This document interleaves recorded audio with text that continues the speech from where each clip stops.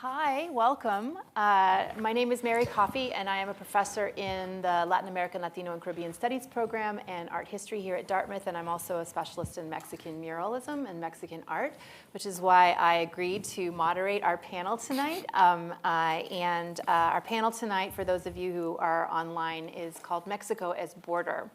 And so I wanted to kind of give you a little sense of how we ended up with this panel and the topic tonight. Two of our panelists and two other scholars, Mexican specialists, have contributed to a special dossier in the journal Nexos in January of 2025 on truth and memory in Mexico. And the dossier was published in response to the release of two reports, one titled "It Was the State," the other titled "Undeniable Truths for a Mexico Without Impunity." And these dossiers were ostensibly addressing the human rights violations committed by the Mexican state between 1965 and 1990, a period that is sometimes referred to as Mexico's Dirty War. The Commission for Access to Truth and Historical Clarification and the Promotion of Justice, which is the organization that sort of spearheaded these two reports, they split out of it, but they came out of this organization, was created in October of 2021 by a presidential decree at the start of the presidential sexenio of Andrés Manuel López Obrador, who is referred to most often as AMLO. And the reports were released in October of 2024, which was near the very end of his term. So these scholars were all experts on the Mexican state, and they each take a very long view of the role of state violence and the role that has played in establishing the sovereignty of the Mexican state, and in particular, the period of its one-party rule. And each of these scholars explores the relationship between state violence on both the sides of the border, both in the United States and in Mexico, and the relationship between that violence, narco-trafficking, and migration. So when we were thinking about the different dialogues that we might create around the theme of borders and immigration, we felt that this panel would be a great way for us to help educate the Dartmouth community about the role that Mexico has played and might play going forward in U.S. Anti-immigration policies and the ramping up of its deportation machine under the current administration. During the Trump administration and the Biden administration, Mexico's then president, AMLO, essentially capitulated to the U.S.'s Remain in Mexico policies by turning resources that were once dedicated to its drug wars toward the violent policing of migrant flows, specifically those coming from Central and South America through Mexico. And with the election of his successor, Claudia Sheinbaum, in 2024, and the subsequent re-election of Donald J. Trump in the United States, we wondered if her administration would continue with this policy. So we set up the panel in the fall of 2024, shortly after the U.S. election. However, since that time, we've seen not only an even more draconian approach to immigration, but also an aggressive stance toward Sheinbaum, with threats of tariffs as well as invasion should the U.S. reclassify Mexico's drug cartels as terrorist organizations. So if anything, this topic has become more urgent, and we are eager to hear what our distinguished panelists have to say about a situation that is evolving almost daily, and about which we don't have a lot of clarity even at this point. So in what follows, I'll briefly identify our panelists and then moderate a discussion between them for about an hour, and then we'll open up the discussion for an extensive Q&A. So to my left, my immediate left, is Adela Cerrillo. She is a research professor at the University of Houston who specializes on topics related to the Mexican Cold War, such as the Dirty War, and the anti-drug campaigns of the 1970s and 80s, as well as clandestine armed organizations and human rights. And to her left is Alex Aviña, who is Associate Professor of Latin American History in the School of Historical, Philosophical, and Religious Studies at Arizona State University, and he's the author of Specters of Revolution, Peasant Guerrillas in the Cold War Mexican Countryside. We were to have a third panelist, Benjamin Smith, who's professor of Latin American history at the University of Warwick and the author of The Dope, The History of the Mexican Drug Trade, and unfortunately, Ben could not be with us tonight for personal reasons. And the fourth contributor to the dossier, just should you be interested in it, is a Mexican historian named Ariel Rodriguez Curi, who also couldn't make the trip to Hanover. So our two panelists will sort of channel them in spirit, I think. So I wanted to set this up around a series of sort of 3 clusters of questions, and I felt like the place that we need to start initially is to help our audience or help those of us in the United States to know a little bit more about Mexico's electoral politics, its party system, and in particular Morena, the current ruling party in Mexico. We don't get a lot of detailed information about Mexico in the U.S. American mainstream press, and so many people are unaware of how that system works and where Morena comes from and how to understand this party, its popularity, and its policies. So I thought that we could just begin with a set of questions, not small, for our panelists to kind of take in turn. And those are, can you tell us a little bit about Morena, where it comes from, how it differs from political parties that preceded it, and how we might understand its platform and popularity. And sort of from there, I'd like to talk a little bit about President Sheinbaum in particular. What is her relationship to the party and her predecessor, AMLO? Yeah, well, I can answer that question. So Morena was founded by President, López Obrador for his 2018 election. Even though, in the previous years, he was building this party when he split from his own party, which was the PRD, the Revolutionary Democratic Party. And this PRD comes from a very long lasting history of leftist organizations in Mexico, especially from the 60s onwards. So the PRD is a result of PRD, is a result of a very broad coalition between a sector of the ruling party, the PRI, which ruled over Mexico for 70 years. So the nationalists in the PRI, they were the leaders, most of the leaders of this new party, the PRD, but also a lot of groups that came from the left, especially the socialist and the communist left. So the PRD emerged in 1990 after an electoral fraud in which Cuauhtémoc Cárdenas, he lost the election, like officially, but most people believe that he actually was the winner in that election. The PRD emerged after that contested election, and Cuauhtémoc was the moral leader of the left.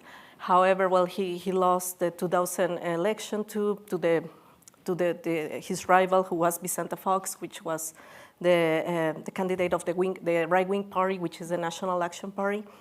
Fox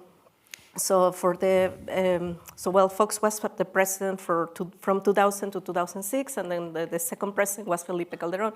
And this is when AMLO comes to play, because AMLO, López Obrador, in 2006, he participated in the elections. He had been the mayor of Mexico City, and he became incredibly popular. But in 2006, we all are pretty sure that he won the election. There are studies, there are data showing that he was likely the winner. But the government somehow rigged the election to get Fox elected. Calderón elected. So Fox was the one who rigged the election. So from 2006 to 2018, AMLO built this popular movement.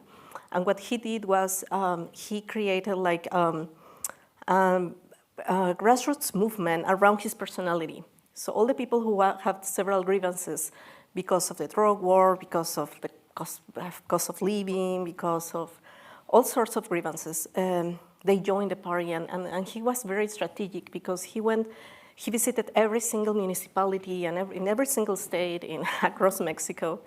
And that's how Morena, he created this party, the National Regeneration Party, that plays with symbols, because Morena in Spanish means brown, but it is also how we call the Virgin of Guadalupe, which is like the brown virgin, the La Virgen Morena. And so now also he was very smart. He knew that this word Morena would appeal the masses. So he built popular support from the bottom up, and that's why the history of Morena is so complex, because most of the people who joined Morena came from the PRD. And many of these people have a leftist background, but not everybody. Actually, the leadership, the people who took over the party, they came usually from the traditional parties, the PRI, even other parties, minor parties, because the electoral system in Mexico is very complex. There are several political parties, but they lack ideological definitions. So most of them are right-wing parties, and they are very small. So they don't really count. But yeah, still, because it's a plural system, the main parties have to negotiate with these small parties.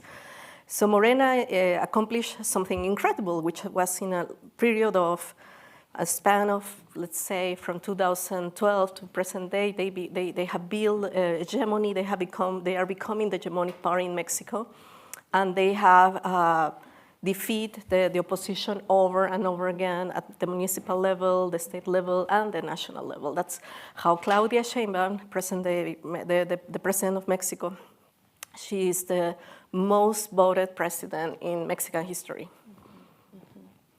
And Alex, I don't know if you want to jump in here to talk a little bit more about sort of situating Morena vis-a-vis its predecessors, and thinking more also about how we think of Sheinbaum vis-a-vis AMLO, because AMLO is kind of the face of Morena, but Mexico has a 6-year limit on presidential presidencies. So no Mexican president since Porfirio Diaz could stay in power longer than 6 years, but they have an ability to sort of tap their predecessors if their party's hegemonic.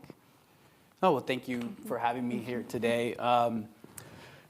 Just a general statement. I think the information that Adela and the history that Adela provided, we rarely get, as you mentioned, Mary, in like mainstream U.S. media, which is just a broader, it's always been striking to me as a historian of Mexico and as a Mexican American growing up in the U.S., that most Americans are better versed in like what's going on in Europe, or since the war on terror, what's going on in the Middle East, but like their actual southern neighbor, that border serves as kind of it's not just like a political border, but it's almost like an informational or intellectual border. And they are our most important trade partner, and yet most Americans know very little about this country, right? And like there's an anecdote that I was talking to Matt about earlier that I tell my students that kind of illustrates that during the presidential campaign of 1976, Gerald Ford, the Republican candidate for the presidency, went to San Antonio on a campaign tour, and during this ill-fated visit to San Antonio, someone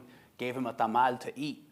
And being the good Michigander that he was, he didn't really have a lot of experience with eating tamales, so he just took a bite out of it without removing the corn husk, and he almost choked on it. Later on, the mayor of San Antonio said something like he wasn't briefed on how to eat a tamal. So if you've seen reporting on AMLO and on Morena since the 2010s, right, there's certain themes that have emerged in the U.S. media, one of which is AMLO is a fiery populist who rallies a mass base of popular support through his rhetorical skills. If you've ever actually listened to him speak, that is not possible. Like his speech ability is actually not like where he draws his strength from. There's been also, for more than 10 years, there was op-eds comparing him to every single populist. I mean, populism itself as an idea became almost like an empty signifier because it was applied to every political leader that somehow went against established liberal democratic orders in different countries. So what has been a pretty successful political project in Mexico, as Adela just mentioned, from 2012 to 2025, of a political party that has a mass base of popular support, like easily majority, right? Like they've won 2 presidential elections with either at or over 60% of the popular vote. Usually the way that political success has been translated here in the US by commentators is to say, well, Mexico is moving from a democratic to an authoritarian state. When in actuality, Morena, I think, is not the cause, but an effect of Mexico's failed democratic transition that has been occurring, depending on how you date it, either from the late 70s or it began sometime in the 1980s, and definitely by the year 2000 when the PRI allowed itself to lose a presidential campaign for the first time since the late 20s. And Morena is actually, I think, an effect of that failed democratic transition where Mexicans were told, yes, you can exercise the vote, but we're not going to do anything to change your economic well-being. and all the while there's going to be a raging war on drugs that is disappearing, maiming, displacing, murdering hundreds of thousands of people in the Mexican countryside. So to understand all this, there's like a series of contradictions. One of the biggest contradictions that I think that came up in the last presidential campaign, Sheinbaum versus another candidate who scored too low. I'm not even going to say her name, so it doesn't really matter. But is how could, and this is like the contradiction that U.S. media I think largely failed to grapple with or answers. How could Mexicans continue to vote for a party that was overseeing just massive levels of death, right? Like with the so-called war on drugs that I'm sure we're going to get to, and nonetheless they swept elections. I mean, they have like close to a supermajority in the Senate. They have like a working supermajority in the Senate because they have a couple of opposition senators that will vote for them on certain things. Mexico has a bicameral system, so their version of the House of Representatives also has, I think, a supermajority for Morena. Sheinbaum won every single state except one, I think, which was Aguascalientes, maybe, I think one. So it's just like an overwhelming, and they're so successful democratically. Guanajuato. Was it Guanajuato? Oh, they've been so successful, again, as a political project, that has allowed a lot of U.S. based commentators to say, well, this is actually not a democratic project. This is an illiberal or authoritarian project. They were too successful democratically, therefore they are illiberal. But again, Morena is a complex, contradictory political project. It is a party, it is a mass movement, it has different wings, it has different ideological wings, it has a grassroots, it has a social movement, but then it also, at the high leadership level, it has a lot of like nefarious characters who aren't necessarily ideological per se, but they're there for the sake of political power.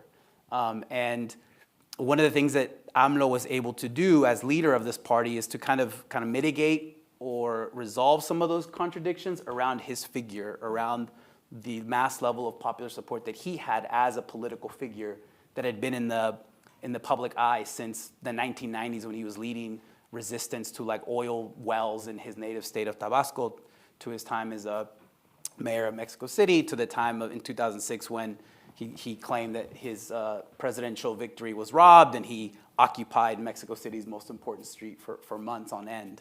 I think the transition with Sheinbaum has been a rather seamless one, surprisingly. I think a lot of people question whether, both in the US and Mexican media, sometimes these questioning was in highly gendered terms.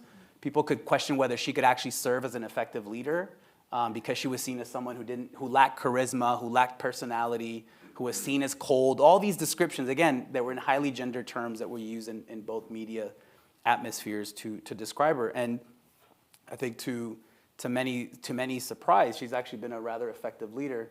And Donald Trump winning his election and coming into power has allowed her to demonstrate her political skill in terms of how to manage a political leader that is rather, let's say, unpredictable. Now, again, her way of achieving some level of stasis or stability relative to Trump sometimes is seen, as David Frum recently wrote, right? It's actually appeasement on her part. And we can also talk about that as well when it comes to migration, when it comes to counter-narcotic approaches, when it comes to the economic relationship and trade.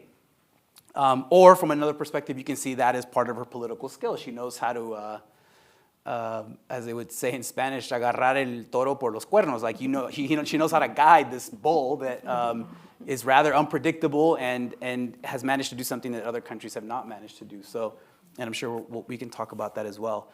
But I think the one thing to really remember is that this is a political party that is only it's a little over 10 years old. It began as a mass social movement, and it continues to enjoy mass popular support. What they do with that mass popular support is what remains to be seen, and we can talk about some of their social ideas as well. Mm-hmm. I mean, maybe before sort of moving into questions around migration and the relationship between the drug wars and the way in which Morena is managing demands that have been placed on it with regard to migration flows, it would be good to talk a little bit about what some of those policies have been or the proposals are that have contributed to this popularity. Because again, as you say, in the U.S. media, we're often hearing about AMLO as just an authoritarian would-be dictator. certainly some of the allegiance or the alliances that have come together to form the party have made some people nervous around gender, sexuality. So what are some of the things that Morena has achieved, or at least has put on the table in a serious way, that give it this kind of general popular support? Yeah, well, I kind of start. I think the most successful programs have been the cash transfer programs. So they subsidize peasants. They give support to seniors. All seniors in the country receive, regardless of their social class, they receive a stipend, a 2-month stipend. I mean, every 2 months they receive it. They have programs for single mothers. They give scholarships to all children in elementary school. They give they establish so they gave Social Security like unofficial. I mean, it's a very complex program, but unemployed people receive Social Security even if they haven't contributed to payments. So all these reforms to support the most vulnerable people, the vulnerable population, has made people to perceive like the party like as a source of economic stability. Like, oh, as long as the party gives us money, we will vote for the party. So that's the bright side and the dark side of these programs. That because they are supporting the population that most people in Mexico are poor. So something between 50% and 70% of the population have a very low income.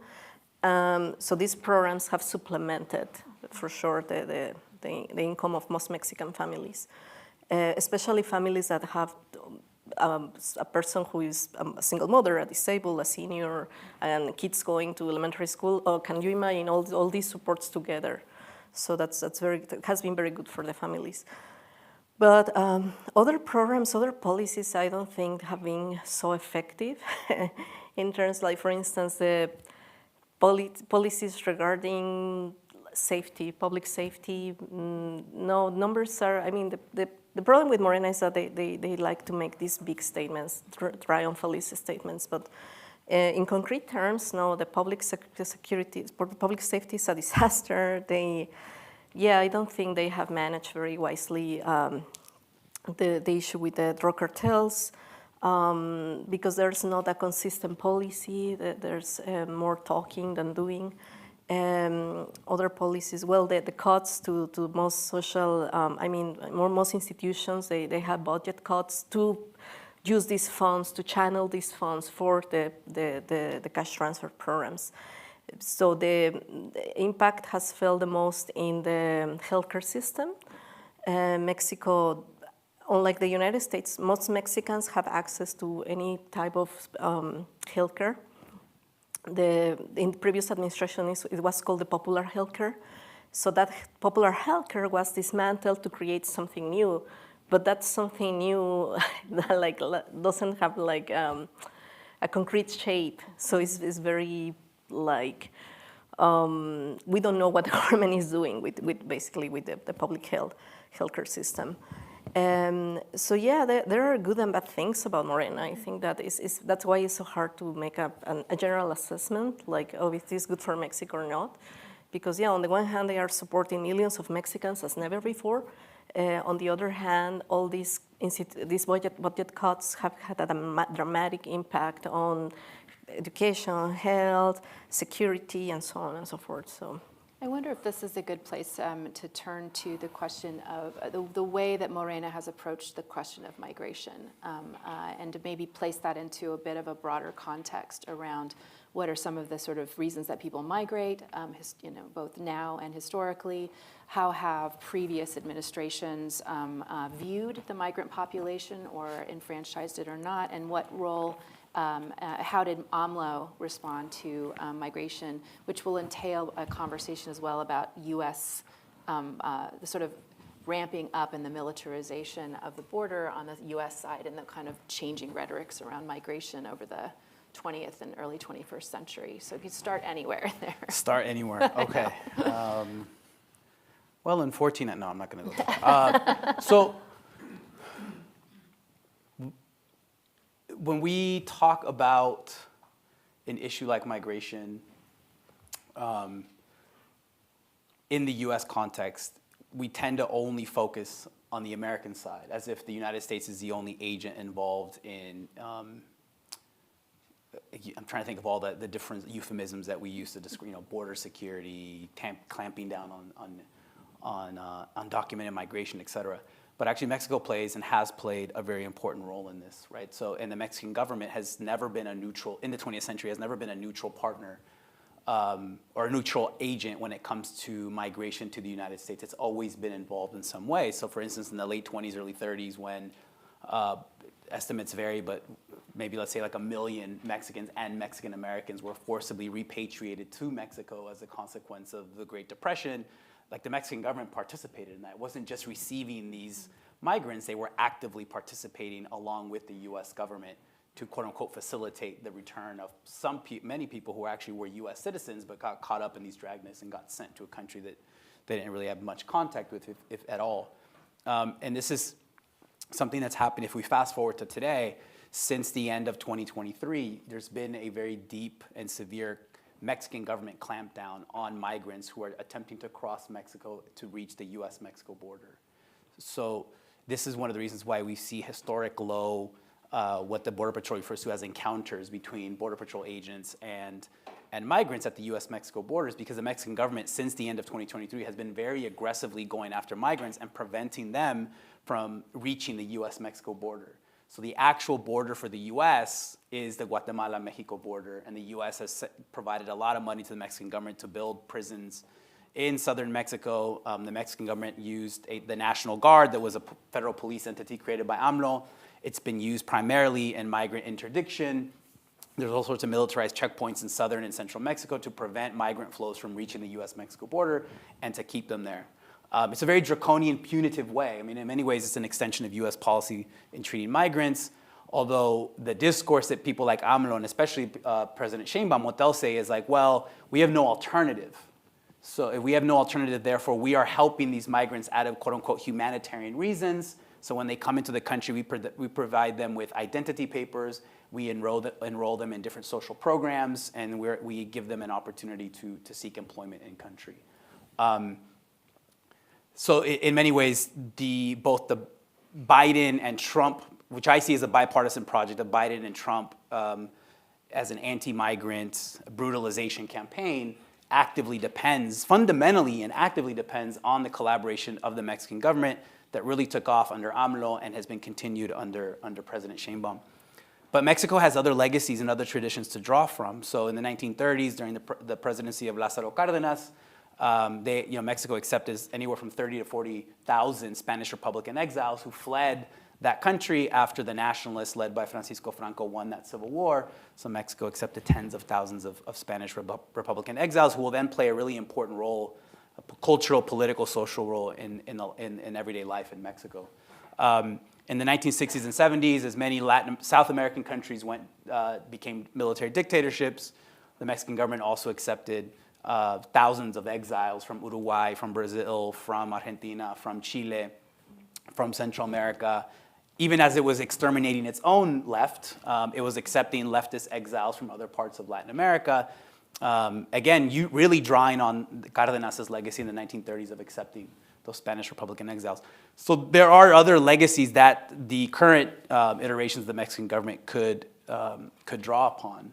But because both AMLO and Sheinbaum have used this issue of migration as a form of leverage on the US government, whether it's Biden or Trump, they have so far have gone along more or less with the American plan on how to deal with migration, which is essentially to not really think about why migrants are on the move and why they're trying to get to the United States, but to just act as if they materialize out of nowhere when they reach the US-Mexico border and then deal with them there in punitive carceral ways. But Mexico has more radical, more progressive ways from its past that it could apply if it wanted to. Again, there'd be consequences and there'd be all sorts of decisions to make. But it does have a more progressive ways of how to be a more welcoming, more space for refugees and asylum seekers. Because I think what we also have to think about is that on the one hand, the US tends to be very draconian and punitive and brutalizing when it comes to migrants. But on the other hand, we also have to think about that the US in many instances is causing that very migration flow that they are trying to stem once they get to the US-Mexico border. through economic warfare, through foreign policy, through economic policies that it tries to impulse in other countries. It's generating the very thing that it says it is trying to stop at the U.S.-Mexico border. And many of these people, during the first Trump administration, there was the hashtag resistance made a big show of saying everyone is welcome, no one is illegal, et cetera, which is, I wish we were doing that now. But I've also come to think about this issue in terms of like, yes, everyone has a right to stay or come, but everyone has a right to stay home too.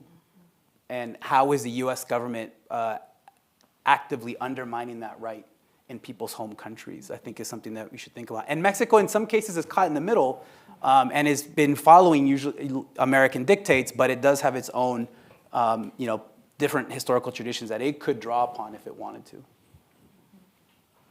And I mean, I think it might be helpful here as well to sort of talk about the way that labor plays, sort of the sustaining of a kind of endless cheap pool of labor that is sort of part of this picture too, right? It's not just about people leaving for, because they're fleeing violence. That's a big part, but it's also about the push and pulls that are around the ways in which labor from these parts of the world, the global South, are used in the United States. So I know you've talked about this before, Alex, but I'm inviting you to talk about it again, sort of how U.S. policy contributes to a kind of sustaining of this pool of cheap, exploitable people.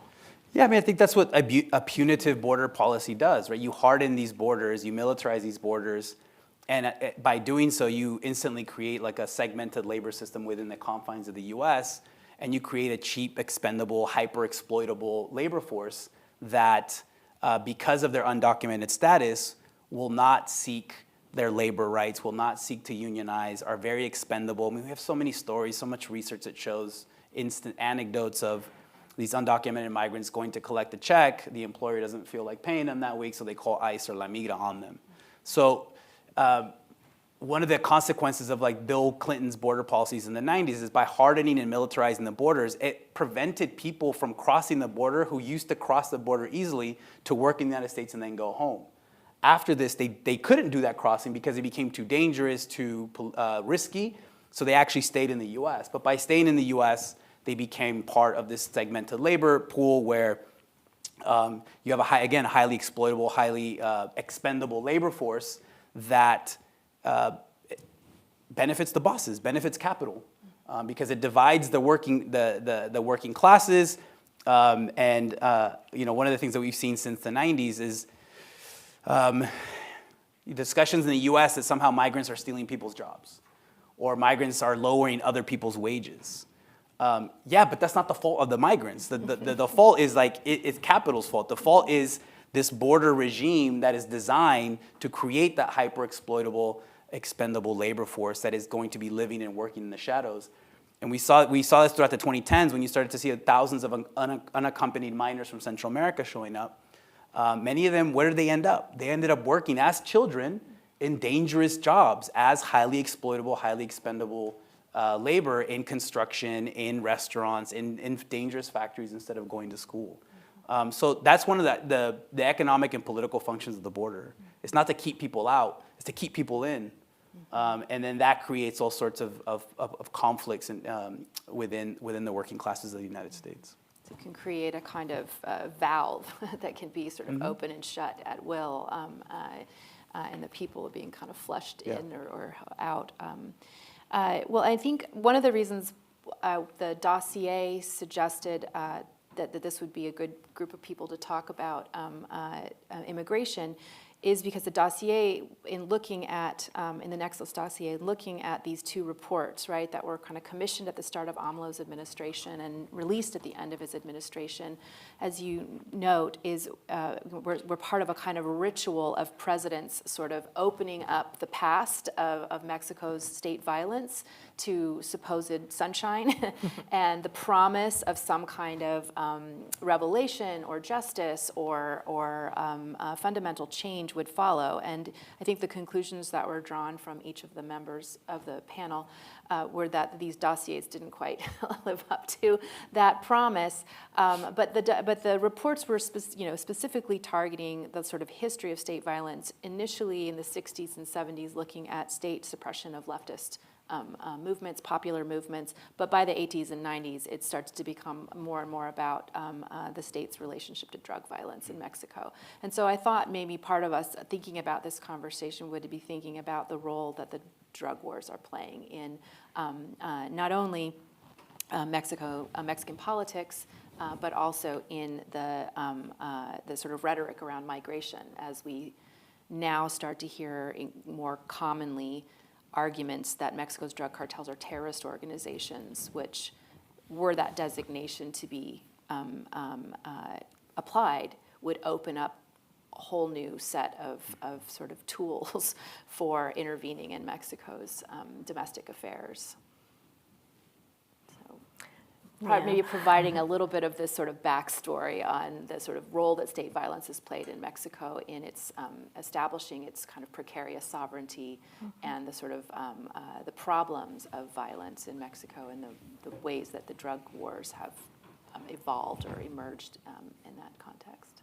Yeah, well, I also wanted to add to what Alex was saying, that most migration from Mexico to the United States started like in the 19th century, actually, for most of the times for political reasons or war-related reasons. Some immigrants are not, have multiple identities. They are not only people who needs like to make a living, and they are poor and they migrate. They usually, they come from states with high rates of violence, and for instance, during the Mexican Revolution, well, there was an influx of immigrants. During the Cristero War, the Mexican Revolution at the early 20th century, then the Cristero War in the 1920s. Also, there were thousands of immigrants coming to the United States.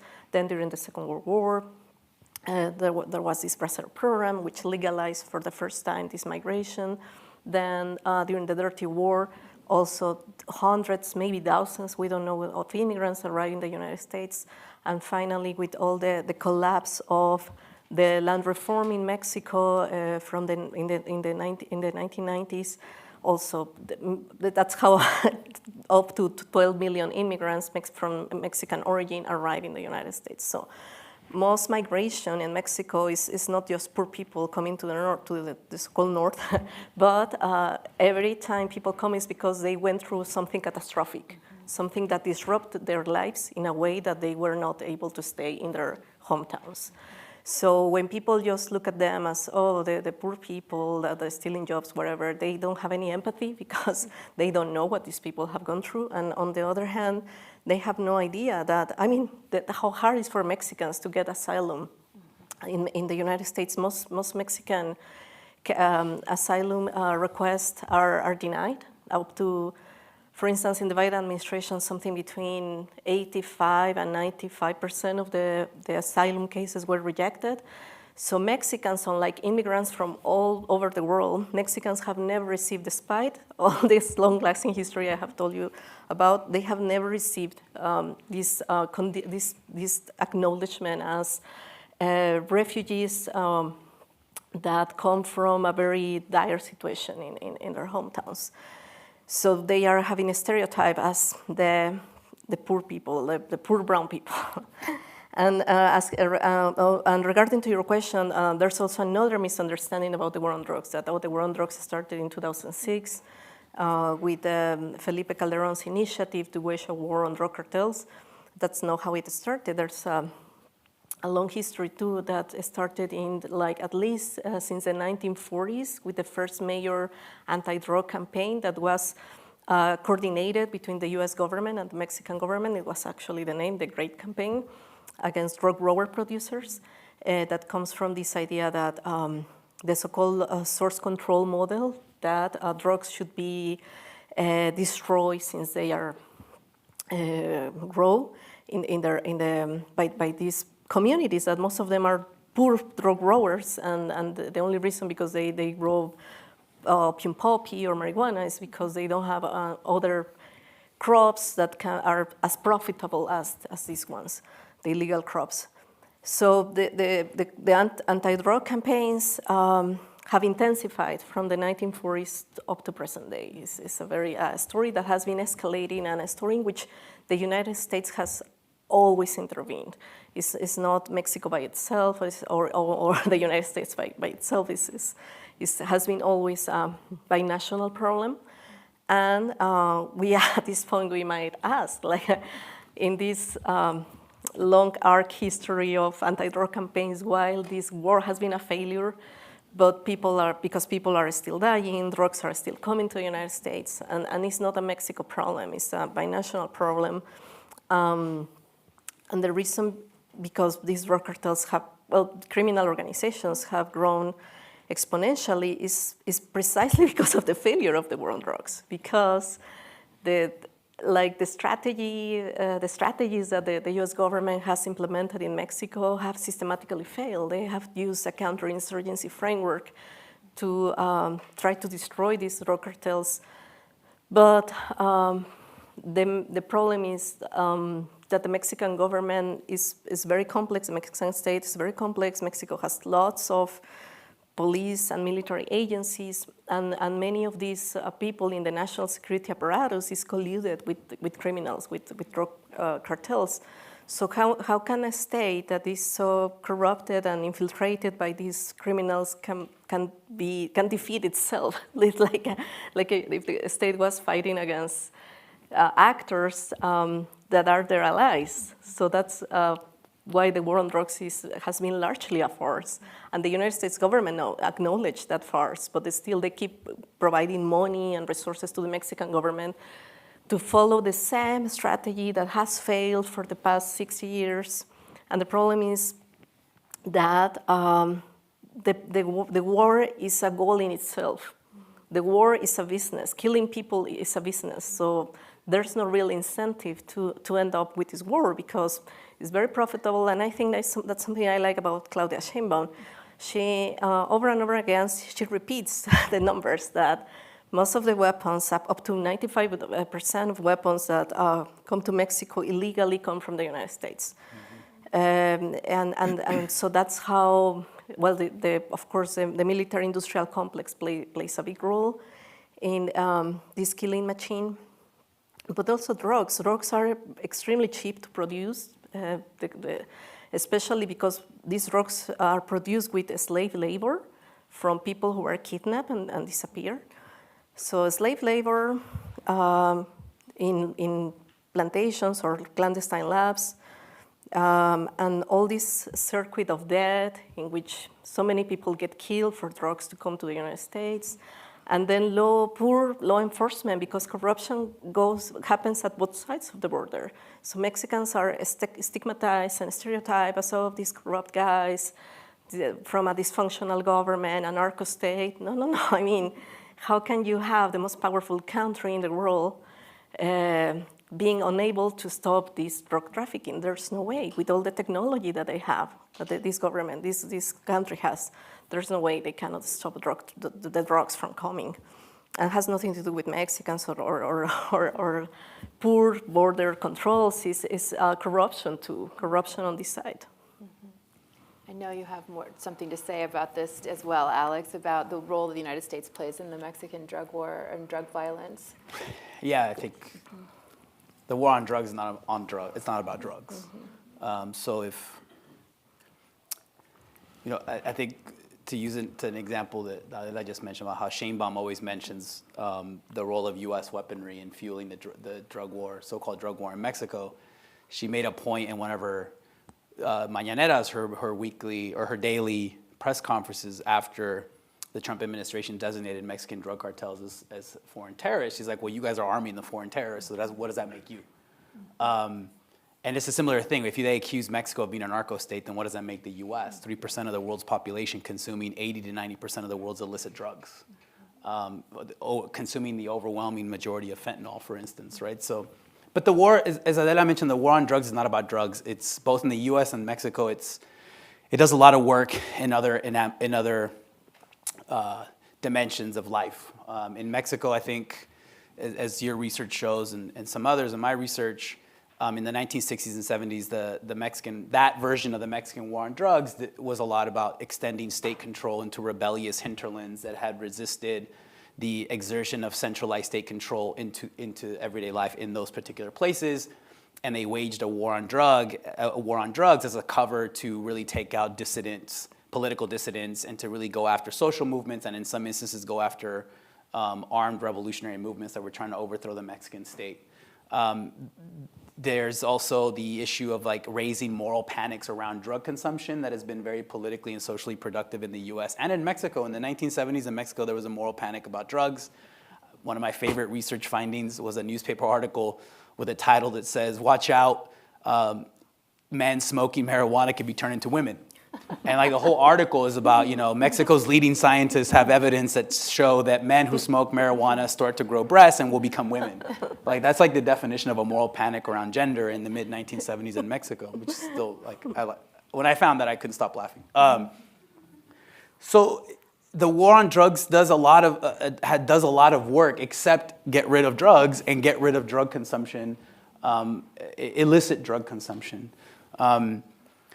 Part of the issue too is that we have licit drug consumption and licit drug production and illicit drug production, illicit drug consumption. And why is someone like I know this is kind of unfair and kind of simplistic, but like the Sackler family gets, they're the ones who really were responsible, in a way, were responsible for helping the heroin addiction epidemic in the US in the 2000s with their legal heroin. That makes them, in a way, actually probably more dangerous and more nefarious than someone like El Chapo Guzman, who's like rotting in the Florence ADX. Right? There's a question of like how states, past and present, have determined which drugs are licit, which drugs are illicit, who gets to make drugs, who doesn't get to make drugs. And what's usually missing in this conversation or in this movement is to think about why people are using drugs to begin with, particularly the illicit kind, particularly in our times. Like, why are people using fentanyl? Why are 80 to 90% of drug traffickers who are bringing fentanyl into the US actually American citizens, not migrants crossing the Sonoran Desert? But it's people going through major transnational or international ports of entry between both countries that are bringing the drug into the US. And NPR did an article a year ago where they interviewed one of these American drug traffickers who got arrested. And she had been a fentanyl addict herself, and she was just trying to make ends meet and pay her bills. So again, for me, I always go back to the question, like, why are people using illicit drugs to begin with? And that should be a starting point to understanding then this broader transnational political economy of narcotics and narcotic production, as opposed to always beginning with the militarized aspect of it, which is to just throw military and police at the drug growers and at the drug smugglers without ever addressing the deeper structural reasons as to why this entire business exists to begin with and what kind of demands it's fulfilling. I think some of our research that connects, we try to connect the origins of the current war on drugs that began around 2006 with earlier iterations. We try to connect these histories with the histories of political repression and state terror that the Mexican government unleashed from the 1960s, let's say up until the 1990s. And how, again, the Mexican government used the war on drugs, a militarized war on drugs in the late 60s and the 70s as a cover to go after different iterations of the Mexican left, of social movements, of political dissidents. And then because of the impunity that these different state security forces enjoyed, things like enforced disappearances, torture became part of a culture of security or a culture of how to do business as a police officer or as a military personnel that has extended to this very day. So the fact that they didn't punish the people who disappeared something like, well, a low estimate, let's say 1,000 people who were disappeared by the Mexican government from the mid-60s to the early 80s, the fact that that was not punished by the Mexican government and it was treated with impunity, that then guaranteed or set the scene for the more than 100,000 disappearances that we have witnessed from 2006 to today. We could say the same for extrajudicial executions, and we could say the same for torture. They become systematic structural features of state security forces in Mexico. Because they weren't punished in the 60s and 70s, it's gotten to a whole nother level. We met doing research in like 2006, and we were doing research on the Mexican Dirty War. And I remember we would be scandalized, like just the idea that there was 800 to 1,500 Mexicans disappeared, that was horrifying. And that was in 2006, the beginning of this latest drug war. I mean, now it's, almost 20 years later, and we see more than 100,000 people disappeared. It's just, for me, it's like difficult to intellectually like wrap my mind around it, to see like how this issue, how this terror tactic has become so ubiquitous, and for like quote unquote non-political reasons now, right? Just for other reasons. And I think in our last sort of 10 minutes before we open it up for conversation, and this is asking you to kind of move a little bit laterally from the sort of Mexican history and Mexico-U.S. relations to trying to respond to what we're seeing just in the last couple of weeks in the ways in which the ways that this administration is managing its promise to deport certain numbers of people through forging relationships or reactivating places in Latin America. So I'm thinking of the reactivation of Guantanamo as a detention site. I'm thinking about the paying El Salvador and Bukele to take supposed drug gang members from Venezuela.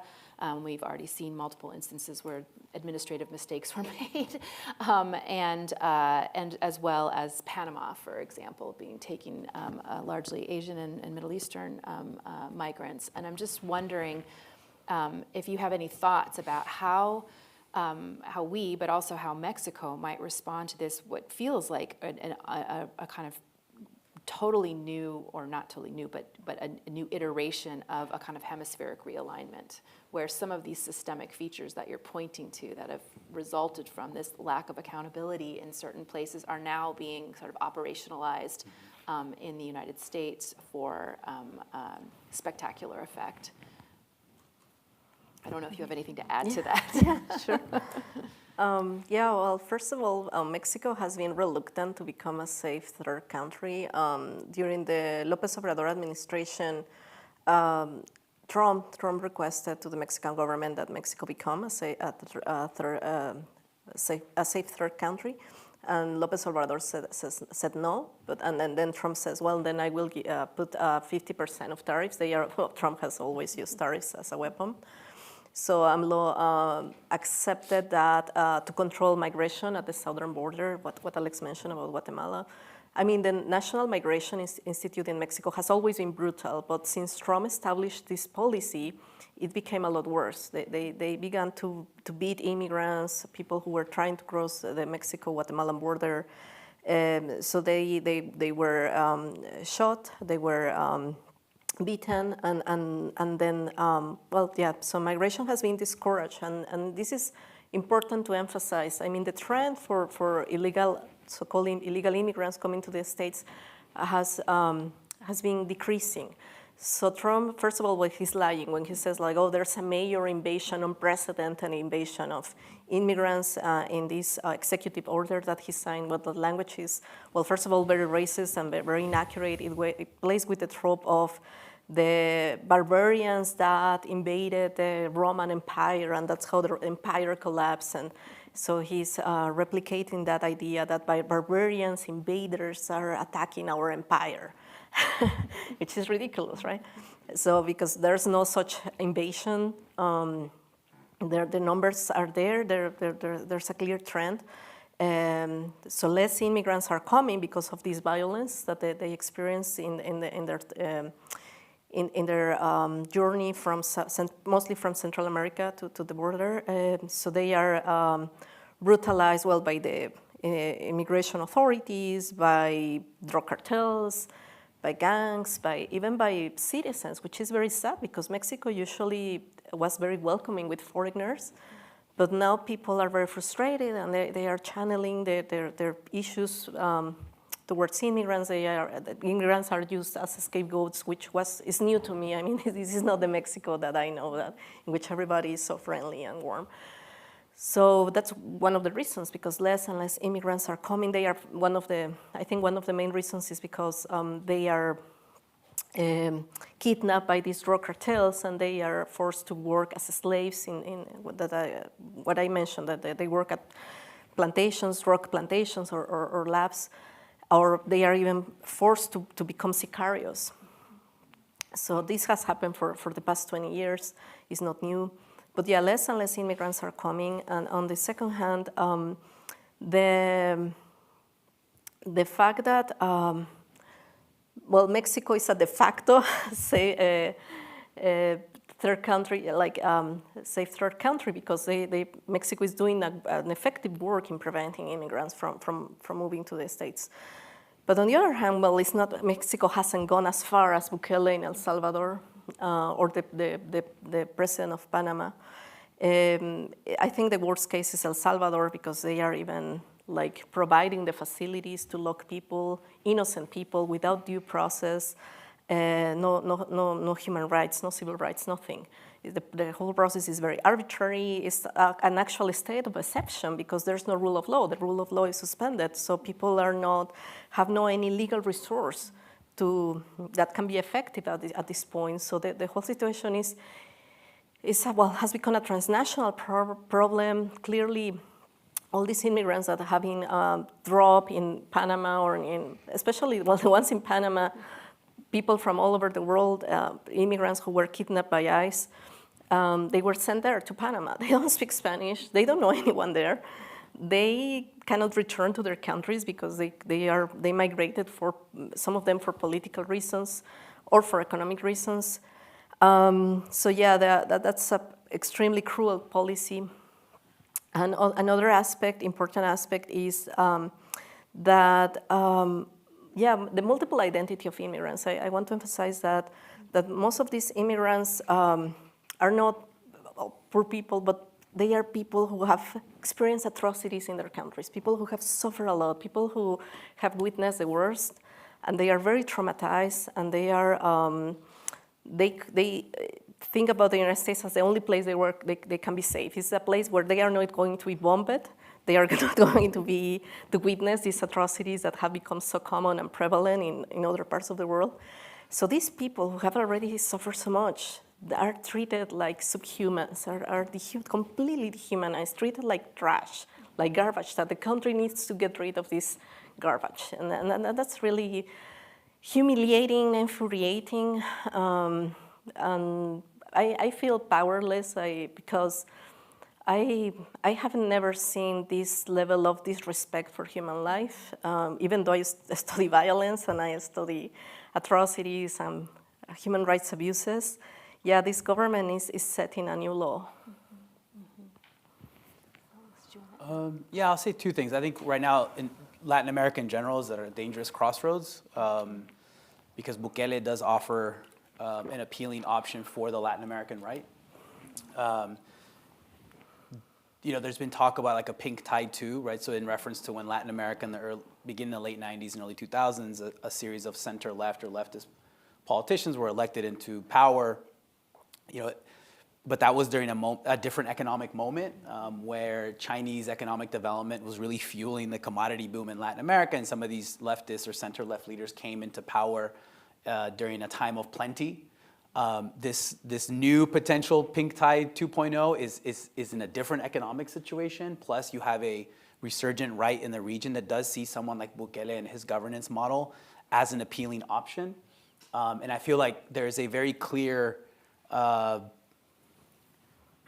humanistic versus a Bukelean barbarism option going on in Latin America, and it could fall on either side. It's very precarious, right? And I think this is why people in the U.S. and other parts of Latin America look at Mexico and look at Sheinbaum, look at her 85% approval rating, look at their model of governing that is no comparison in terms of democratic governance to Bukele, and they see that as a potential option. But I think that just illustrates the precarity of the liberal or the Latin American liberal, the Latin American left at this particular moment. It's a very scary time, I think. In terms of the border, I'll just ground it where I live in Arizona. Arizona has something like 50 to 60 fixed surveillance towers on the border with Mexico, and all of those surveillance towers are built by Elbit, which is an Israeli company that has developed its technology in quote-unquote population control and management, colonial population control and management in the West Bank and in Gaza. and Elbit signed a contract with the US government in the early 2010s to essentially carry out a lot of the surveillance, not just in the Arizona-Mexico border, but along the entirety of the US-Mexico borders, leading journalist Jimmy Johnson in 2012 to dub it the Palestine-Mexico border, because a lot of technologies that were being developed in a particular settler colonial place, like what is now occupied Palestine, was being transferred to the US. And it has been since the 2010s. So I think one of the ways we think about the physicality of the U.S.-Mexico border is as a site of like transnational violences and settler colonialisms coming together, and offering, that's a weird way to put it, but offering like a way forward in the future that is really dark and bleak. Trump has talked about an American Iron Dome as the model for the U.S.-Mexico border.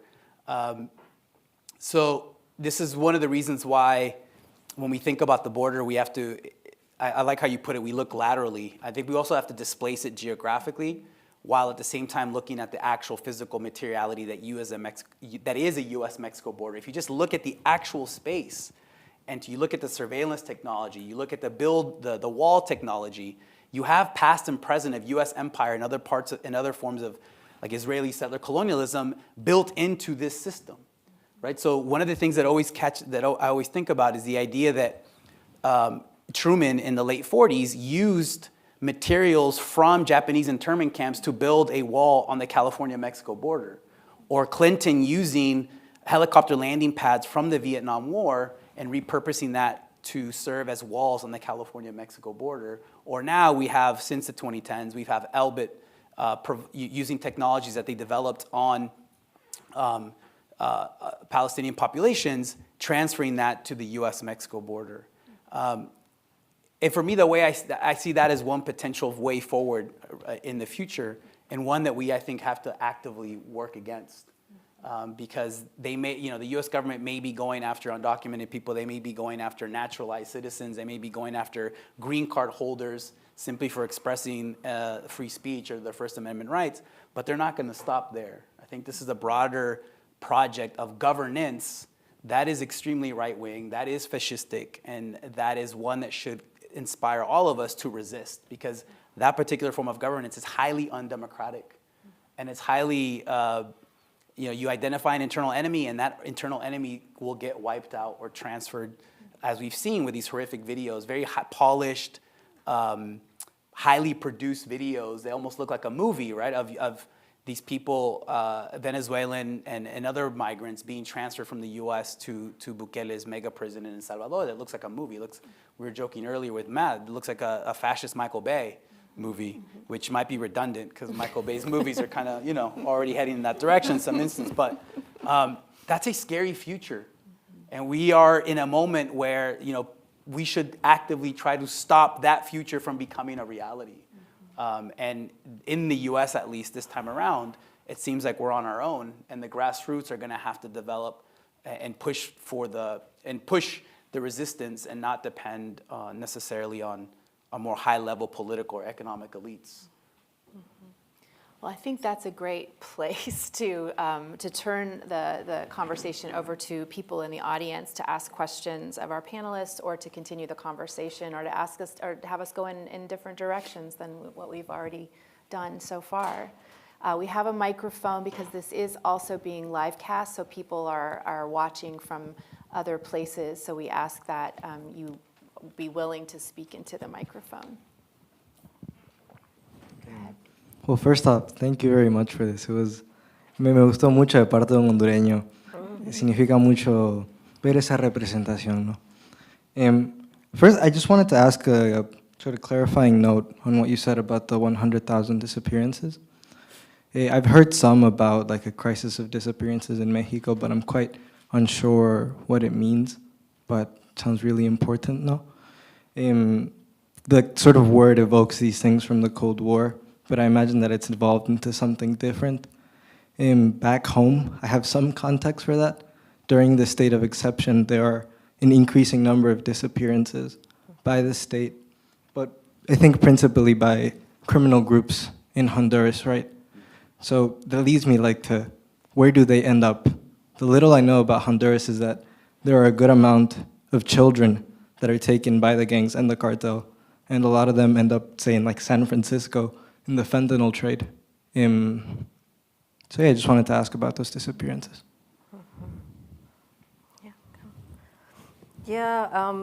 During the Cold War, many Latin American countries disappeared their citizens, mostly for political reasons.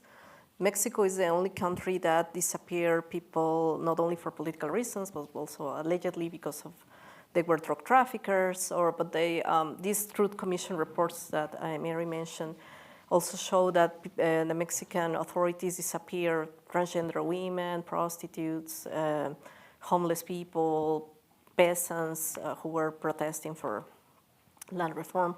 So there was a whole set of citizens that were disappeared because of the gender or because of the social status, not only because of political reasons. But these governments created an infrastructure to disappear people, an actual infrastructure like clandestine prisons and of course a methodology to how disappear people. And in Mexico, drug cartels usually are made up by people who were formerly worked as either police or military officers. So they have this counterinsurgency training, and that's how they learn. They already had this school, and that's why since the beginning of the war on drugs, the first war on drugs in the 60s and 70s, and in the second war on drugs in the 2000s, these disappearances become a very popular method. So how they work, people with dress as civilians, they kidnap someone in the street, in their homes, in their workplaces, and we don't hear about that people ever again. And in the case of the political disappearances in the 60s and 70s, the government kept these people in clandestine prisons, and then they kill them and dispose their bodies. For instance, in the so-called death flights, they throw people into the ocean. But the new disappearances related to the war on drugs, I think they are more horrific. Well, they are equally horrific, but they torture the victims. They chop their bodies, and then they burn them. So there's no traces, there's nothing. So that's why we are talking about a crisis, but we know that some people either are buried in mass graves or their remains have been carbonized. So that's why we will never find them or know what happened to them. And we are talking about now that the present day number is 122,000 people disappear in Mexico. I think Mexico is the country with the highest rate of disappearances. Actually, the former head of the commission to find the disappeared people in Mexico, Carla Quintana, she was appointed to Syria to do the same work for the Syrian disappeared people after the conclusion of the civil war. But not even Syria has as many disappeared people as Mexico. I would just add one of the things that makes this difficult to track too is that since 2006, the regions that witnessed the highest number of disappearances keep switching, right? So 2006, 7, 8, it might have been parts of Sinaloa or parts of Guerrero, parts of Michoacan, but in the last 2 years, it's states that had been largely immune from this type of violence, like Guanajuato, that's seen a high number of homicides and disappearances. So maybe that's also gives us an idea of why, again, from the outside, Mexico as a political project under Morena looks like a successful project. But then when you look into it, there's all sorts of internal contradictions. And this type of violence is one of the biggest, if not the biggest, internal contradiction. But the fact that it's not always happening at the national scale, it's kind of localized in certain areas at different moments and different times, prevents this from spilling over onto the national level and really being a more important, I don't know how else to put it, a more pressing issue. If this stuff was happening in Mexico City all the time, then it would be the defining issue, right? But because it's mostly limited to different provincias, different parts of the country at different moments and different times, they can kind of manage it.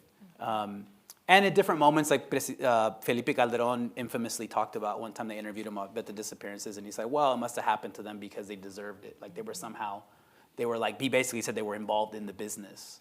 Therefore, they merited that type of horrific outcome. So there's a lot of that as well at the political level and at the everyday level. When people find out, oh, someone got disappeared, the assumption is, oh, they were somehow involved in la maña, in the drug trade. Go ahead. Hi, thank you so much for coming. My name is Alexa. I am a senior at Dartmouth. I am also Mexican American. I grew up in Mexico, spent my entire life there, and then moved to the US to do college here. And I study firearm trafficking from Mexico to the US. That's my senior thesis. So everything you've said resonates with me either on a personal level or on a scholarship level, unfortunately. Sort of as a person that wants to go into this field, right? Like my passion and my mission in life is to contribute to bilateral security with the US and Mexico. And as I learn more about it, I can't believe I'm quoting Elon Musk on this, but Elon Musk, when he was talking about USAID, he said, we went in and we thought it was going to be an apple with a few worms, but then we went in and we realized it was just full of worms in the shape of an apple. And it's a good quote. What I'm finding as I go into this is there's just so many moving parts. Like we have the U.S. as a historically framed altruistic actor that is everything but. Mexico that is, corruption is everywhere. The rule of law doesn't exist. We have impunity. It's very easy to get discouraged and overwhelmed just because there is really no starting point or no clear starting point from where I'm standing. What would you say would be a good either place to start or some low-hanging fruit, like easier things to start? Because it's very easy to say, well, we have all these problems. We critique all these problems, and that's just the way it is. But, I mean, if we don't take that step further with the question of, what do we do next? There's really no progress in sight. You got two fruit metaphors. Yes. Which, so if I can complete the trifecta, I mean, it's the first metaphor might apply to certain members of the cabinet as well, the Trump cabinet, when talking about their minds, and worms. I would say read Mexican history. I mean, that's what I would start. That's how I would start.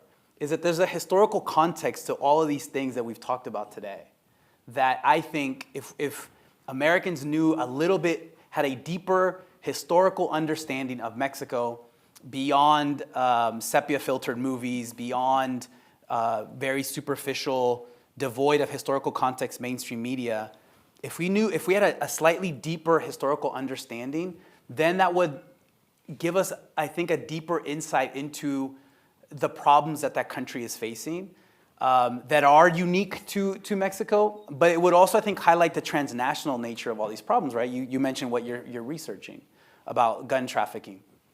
These issues that we've talked about today, they're all transnational in nature, right? But the way that they're generally described in the mainstream media and popular discussions in the US is that it's only something limited to Mexico. But if we know a little bit about Mexican history, if we know a little bit about the Mexican Revolution of 1910 and how that produced a certain type of state form and configuration that didn't manage to extend its centralized state power into different parts of the provinces and the countryside, which is a long-standing Mexican issue, then that would give us insight into why the drug trade even emerged in Mexico in the 1910s, 1920s, 1930s, and what it was responding to, how it was responding to an American demand. Yeah, I mean, that's what I would start. I mean, I think if we start with the idea that Mexico is a southern neighbor, minus what Octavio Paz referred to as, he once said that it's really difficult to live next to a superpower, especially when the twin sisters of arrogance and ignorance reign. Like, if we can kind of strip down ignorance and arrogance and to try to provide a deeper understanding of what Mexico is historically, then my highly idealistic thinking is that will somehow better policy decisions and policy making at the highest level of U.S. government. I mean, it's very idealistic, I know. But I think that we have to start there. We have to start by thinking about the U.S.-Mexico border as not some sort of civilizational divide between the U.S. as a beacon of civilization and democracy and Mexico as somehow a beacon of barbarism and sepia filter and violence. Like, these two countries are interconnected in so many fundamental ways, and this is not a recent thing either. It's been like this since both countries were independent. And I think understanding that long history of interconnectedness, political, economic, social, and cultural, I think is the only way out. I think we do need to somehow teach a deeper understanding of Mexico to an American audience. And in a way, I guess that's what I see as one of my responsibilities as a historian of Mexico living in the U.S., who also comes, from Mexico from a Mexican family. Yeah, I want to add, I'm Mexican, I'm born and raised in Mexico. So for me, it's shocking, like, how Mexican people have such high interest in American affairs. When I go to Mexico, they ask me very specific questions because they read the news about, what's going on here in America, and they watch American series and listen to American music. And so Mexicans, have this love-hate relationship with Mexico, as many of you know. But when I come here to the States, it's like total indifference. People don't know anything about Mexico. They don't want to know anything about Mexico. They think that all Latin American immigrants are Mexicans. We are pretty much the same people. Who cares about the differences? The people think that everybody in Latin America eats burritos and tacos. And people ask me about Dia de los Muertos and this type of thing. Like, I'm tired of being the token Mexican.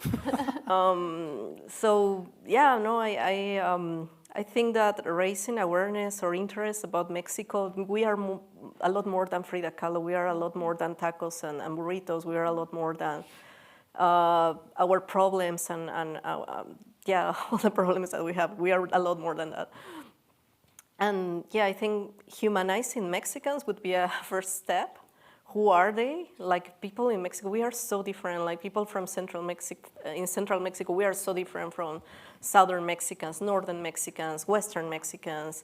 There are more than 68 different ethnic groups, including Afro-Mexicans. We also have strong communities of Jewish Mexicans, Arab Mexicans, European Mexicans. I mean, Mexico is so diverse and so geographically diverse, culturally diverse, politically diverse, and the way we are so dehumanized and reduced to be something like in the American imaginary, like the poor brown immigrant that comes to work for us, and that's our place in the society. When I was a PhD student, I felt very humiliated oftentimes because people assumed that I was like a domestic worker or a janitor. So for me, that was shocking. The way I was racialized, and I don't want to talk about myself, but it's like just to give you an example of how I think what type of change I would like to see. Because if people really understood the role that the history of Mexico, that has tied Mexico to the United States, our partnership, our shared history and culture and everything else, probably they would look at us with different eyes if they have like high quality information about why so many Mexicans have migrated to the United States. If they have awareness, because I teach Mexican history, and every time I teach the Mexican-American War, I get really shocked that people have no idea that half of the Mexican territory was stolen in that war and became 9 states in the United States. So people not knowing that basic information, that there were Mexicans living there in all these states, and this is, the land doesn't belong to us, but we belong to the land. I mean, we Mexicans were in that land for a longer period than Americans have been there. So there's no awareness, like we were two different realities, two separated countries, nothing to do one with each other. I think changing people's minds is hard, but I don't see a short-term solution in terms of how we are going to solve our transnational problems, because these are transnational problems. This is not only problems that happen in Mexico. I mean, for instance, corruption in Mexico. America has always had the resources if they really wanted to attack corrupt officials in Mexico, they could have done it. Like they could say like, hey, either you clear your political system or I will raise tariffs. No, they have never done that. Like the blackmail only happens when, for very strategic purposes in the American agenda, is never an initiative to improve the quality of Mexican democracy. So what's the deal? Yeah, corruption only begins south of the border. I remember reading a political scientist, and like the first sentence in this article was something like, "Corruption in Mexico is as eternal as the Aztec sun," and that was the premise for this whole article about the drug trade in Mexico. It's like, oh, well, I know where this is headed. You know, so like, yeah, no, but I just wanted to use that example. Hello, I'm Lorenzo. I'm American. My parents came from Mexico legally, visas, now are American. Yeah, so thank you for your talk. It was really cool, really insightful. Sorry about your experience while getting your PhD. It's really sad, honestly.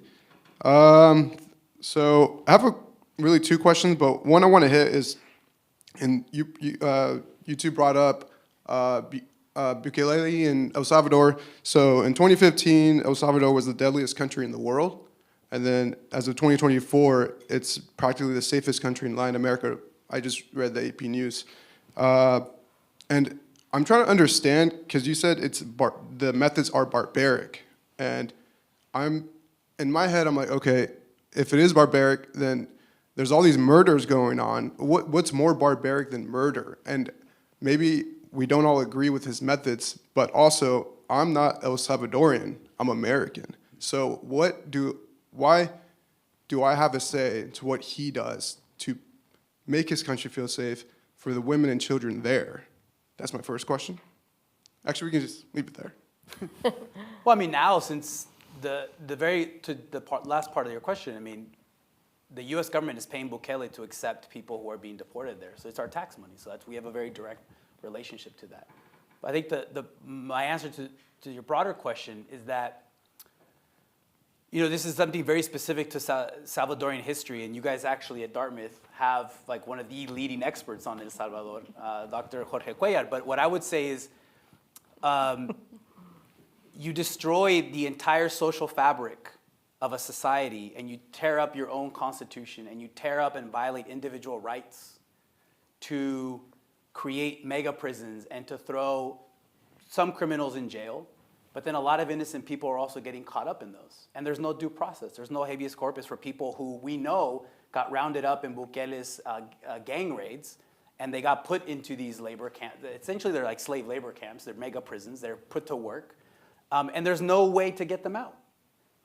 There's absolutely no way to get them out. And we know that, you know, there was previous presidential administrations in El Salvador that their approach, they had different approaches to the gang problem. But we know where the gang problem began. Where did the Salvadorian gang problem begin? Did it begin in El Salvador? No. It began in Los Angeles. And as part of Get Tough on Crime laws in California in the 1990s, Salvadorian youths who were accused of being gang members, instead of facing justice in the US, whatever that looked like, they were deported to El Salvador. So the 18th Street, MS-13, these were particular products of an American context that then a problem, an issue that then just got displaced to a Salvadorian context, and then into a context of a country that had been racked by decades of civil war. A civil war in which the US government was spending $1 million a day during the 1980s to prop up death squad regimes. That, I think, is why history matters. And I think we need to include a historical context and dimension when we think about why Bukele is extremely popular and his approaches are popular in El Salvador. When we think about why this issue of gang violence even erupted or even emerged in El Salvador, we think about previous presidential administrations' ways of trying to deal or mitigate gang violence, whether it was a more structural approach to gang violence or whether it was doing clandestine deals with leading gang leaders as a way to negotiate and get them to tone down their violence, which Bukele has also done. Indeed, this is one of the reasons why, part of the trade-off with the Trump administration, part of the trade-off was to send the 200 Venezuelans who were accused of being Tren de Aragua gang members, which we know they're not. The trade-off was to send, what was that, I mean, between 10 and 20 MS-13 leaders who were in US prison, who had been involved in negotiations with Bukele. Well, they were sent back to El Salvador to shut them up because they were members of La Ramfla, they were members of the National Council that had been involved with direct negotiations with Bukele. So Bukele also is not being very honest about his approach. So his approach is a scorched earth policy in which a lot of innocent people are getting hurt and in which they're ripping up any sort of notions of individual rights and constitutional rights. And now the US has been, but now is fully invested in supporting and funding and propping up this model. And I think that's really dangerous. It's an undemocratic model. It's a highly undemocratic model. Yeah, I will just add that this is all about business. The creation of these mega prisons, the rush they have to put people in prisons without due process and everything. And the use of all this counterinsurgency framework from the Cold War is just about business. It's just about like contractors and how we are going to make money out of this. So it's pure corruption. There's nothing legal out of it. There's nothing like rational. It's just about let's make business with people's lives. Regardless of whether they are guilty or not, we are not going to even find out. We are going to make money, fast money. Go ahead. Hello, thank you so much for your talk. This is kind of a tangential question, but one thing I was just curious about was sort of the migratory flows or the sort of quasi-migratory flows in the other direction, so from the US to Mexico. I know, Alex, you were talking a little bit about sort of American drug traffickers going into Mexico and back, and I was also thinking about sort of things like the massive American tourism to Mexico and also the recent influx of digital nomads and American citizens in Mexico City specifically. That's obviously contributing a lot to the gentrification problem in certain parts of Mexico City. So yeah, I was just curious about how these sort of migratory flows in the other direction are contributing, like the way they're, like, obviously they're not subject to the same border security regime as the flows from Mexico to the US, and they're not repressed in the same way, but the way those migratory flows are contributing to dynamics of like militarization and securitization in Mexico. Chilanga, you want to answer the Mexico City question? Yeah, I mean, I have experienced a major shift in this U.S. migration to Mexico, especially like in the everyday life. This is new to me. Every time I go to Mexico in the past 3 years, I hear English, like people speaking English everywhere. Of course, you see a lot of white people, which was not very common before. But white people in poor neighborhoods. So, like, whoa. Are you like, lost?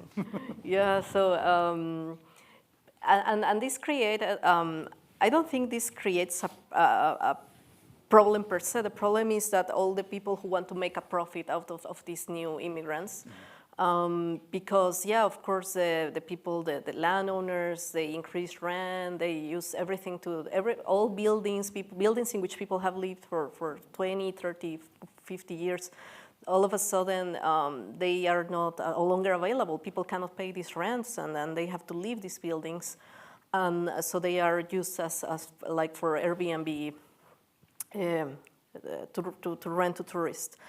So yeah, that's a problem. But it's funny because I think that the people who migrate to Mexico are like the Americans who cannot afford here a good standard of living. But there, with their salaries, they can live like kings, literally. So for me, they see them as Americans who have precarious labor conditions, and that's why they go to Mexico. But Mexicans see them as people who are taking advantage of them, like bad people who are causing this gentrification. And so I have conflicting feelings about that because now people have become very xenophobic with these U.S. immigrants mostly. There are 1 million U.S. Illegal immigrants in Mexico, 1 million or even more. But the Sheinbaum administration, in response to Trump, now she are establish a new policy to have more control, a tighter control on this illegal migration. Before, people didn't care. Like, Americans could live there like with a tourist visa. But now, no, they are going to be checked out by the government. And this is as a result of Trump's policies. So you can see the impact of Trump policies beyond America. He's impacting his own citizens living in Mexico. But yeah, I think that I firmly believe that people have the right to live in any place they want to. Migration is a human right. All of us, our ancestors migrated at some point in history. There's no one ever that can claim that, oh no, my family, my ancestors never migrated. No, that's impossible. But the fact that we have all these borders and anti-immigrant discourses is so problematic. I think it's also worth just noting, since we were talking about AMLO earlier, that AMLO was a strategic force in the gentrification of Mexico City. I mean, he worked hand in glove with Carlos Slim to revitalize the historic center, which had been abandoned essentially, to create the infrastructure that makes it possible for so many, particularly young U.S. Americans, to go down and live in Mexico now. And they are in both very Tony, old, nice neighborhoods like Condesa, but then they're also in neighborhoods Roma. that 20 years ago they wouldn't have even walked into to buy a taco because they would have been afraid whether they should have been or not. So there's a much longer history in terms of, it's easy to blame, or for us to think about gentrification as something that just happened just happened with Airbnb, but the conditions were seeded a long time ago. And partly they were following a US gentrification model explicitly. They said, the way that you bring people into the inner cities, how you revitalize the inner cities, is you bring artists. Yeah. So you make it easy and cheap for artists and young people to move into these old neighborhoods that still had living people in them that have been there for generations, and they will create the kind of cultural capital that will attract tourists and other consumers into these They did cities. broken windows. They employed Rudy Giuliani Yeah. during his time in Mexico After City, 9/11. right? So they did broken windows. I think the tourism is really important too because it's one of the top 3 sources of national level income. And we didn't get a chance to talk about this, but it was also a key component to AMLO's developmentalist project, was to develop tourism infrastructure, particularly in the south with the El Tren Maya. So as a way to bring quote unquote development and employment opportunities to marginalized communities and indigenous communities in the south of Mexico, to create this tourist train, right, that connects different tourist sites in southern Mexico, right, which was a highly contested project. I think if you ask a lot of the local, there was a lot of conflict locally in terms of which communities wanted the tourist train and which didn't. But tourism did, I think, propel some of the developmental projects that AMLO implemented, and it will probably continue under Sheinbaum because it is so important economically. And there's a lot of security in those places because of that, right? So you can go to one of these resort towns and be extremely safe because there's a lot of security there because of national economic interest. Let's go to Tulum. Hi. Wow, that's loud. I wanted to ask about, I feel like I've seen, like, kind of just growing up and keeping an eye on, like, the politics in the U.S., like, definitely a shift towards, like, bipartisan shift. I feel like, especially in the Democratic Party, towards a really, really dramatic change in, like, the way that candidates and elected officials talk about immigration. I think it's, like, really interesting because you mentioned how Morena has like a pretty unilateral grasp on like Mexican politics, whereas the U.S. is super, super divided, but at least in terms of immigration has like pretty similar views on both sides of the aisle, at least on the federal level.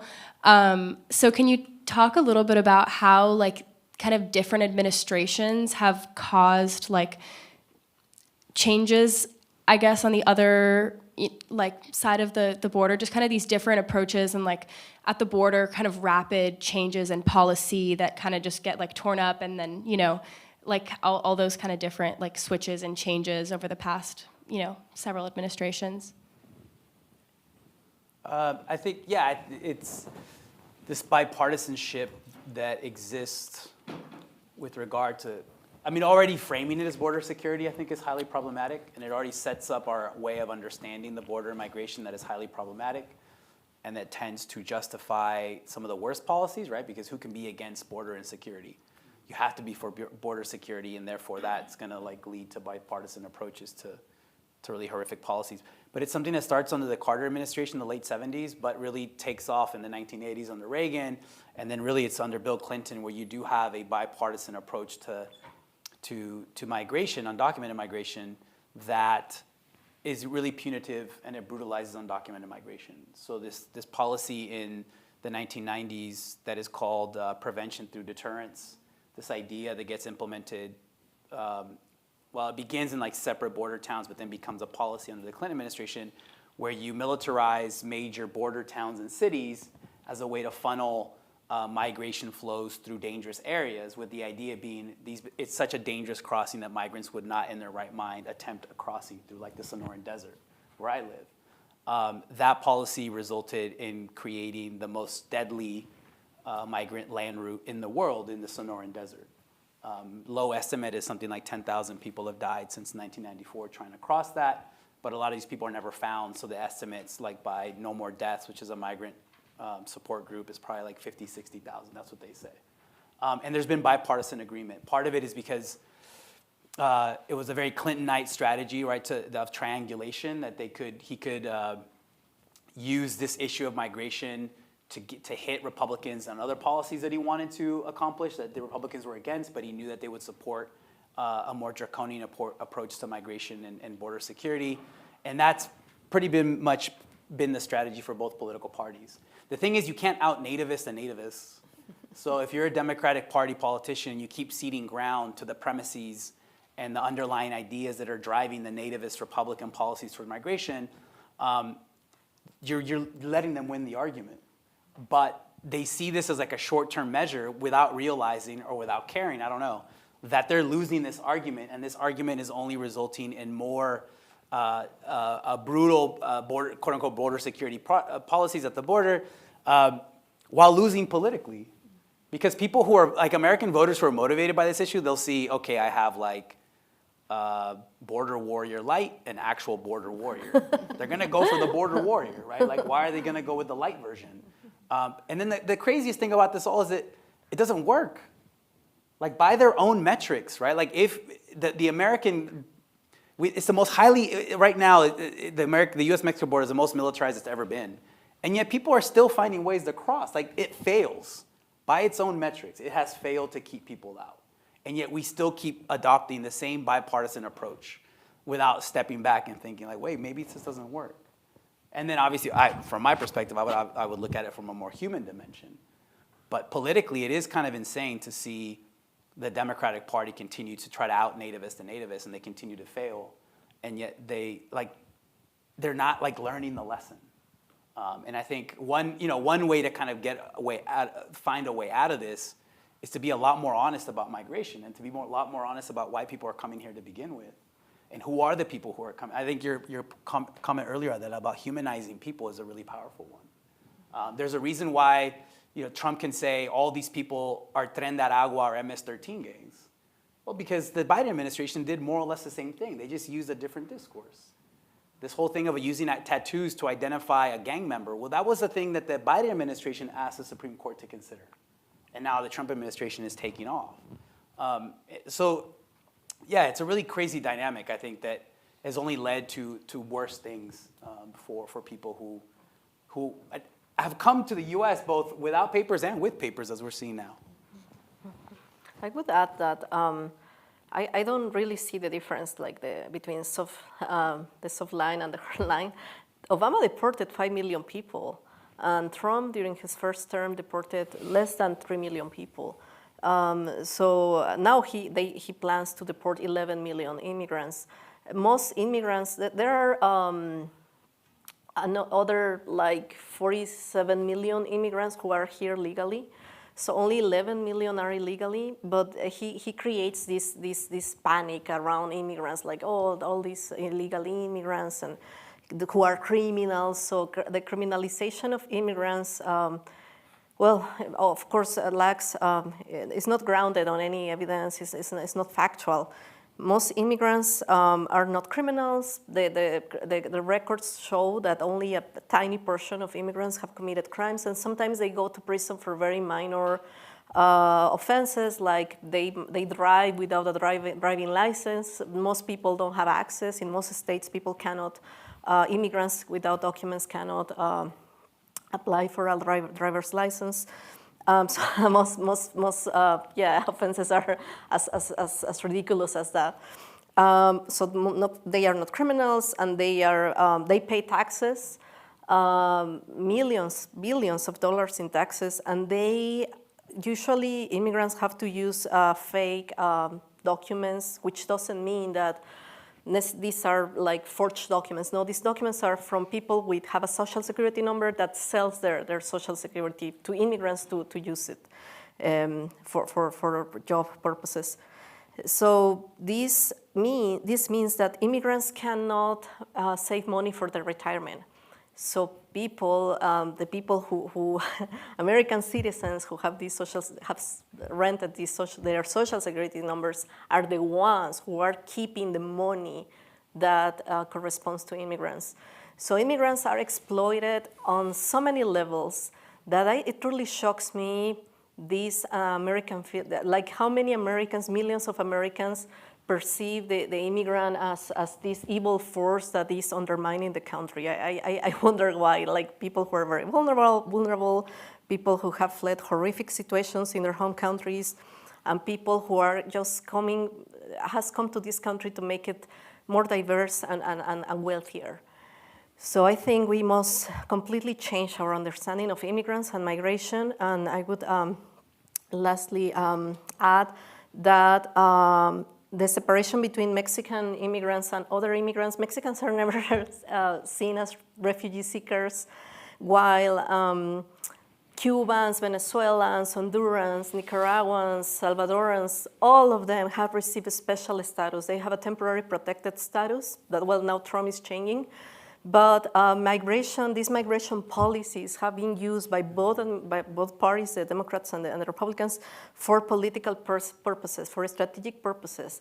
So it's all about geopolitics, has nothing to do with immigrants. Mm-hmm. That's a great point. Hello. Hi, my name is Wendy. I wanted to say thank you to Professor Cedillo and Professor Avina for coming to speak to us. My question is, what power do local governments in Mexico have in regards to immigration policies? And are there examples of smaller municipalities or cities that have received migrants with more hospitality or have immigration policies that differ from the federal government's approach? And in addition to that, are there non-government groups that do that extend more humane hospitality to migrants?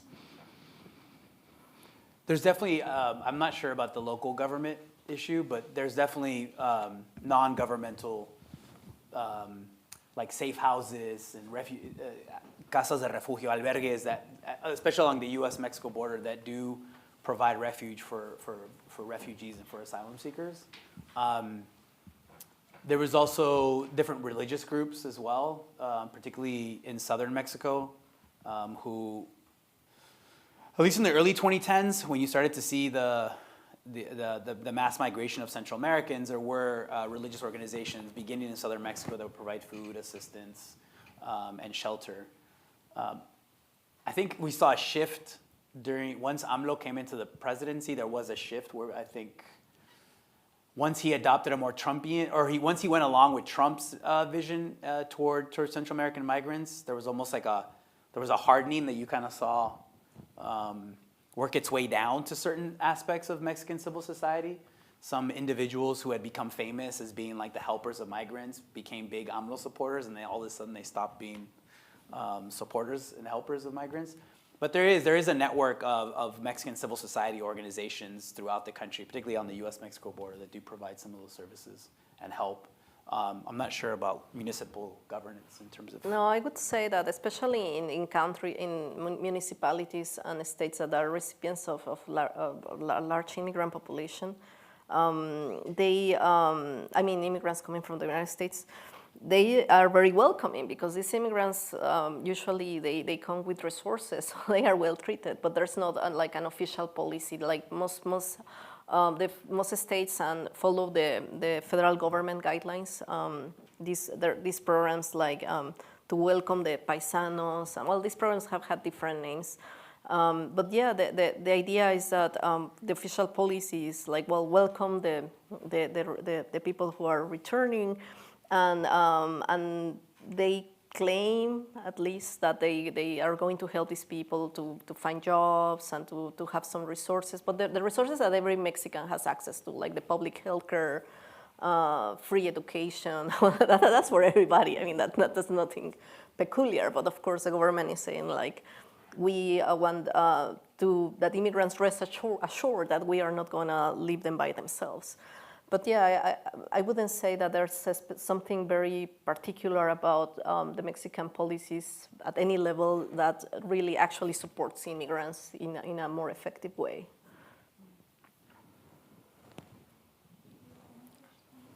Hi, hello. Thank you guys for coming. My name is Nina. I'm of Argentine and Puerto Rican descent, and I really appreciate seeing you guys sitting in those chairs.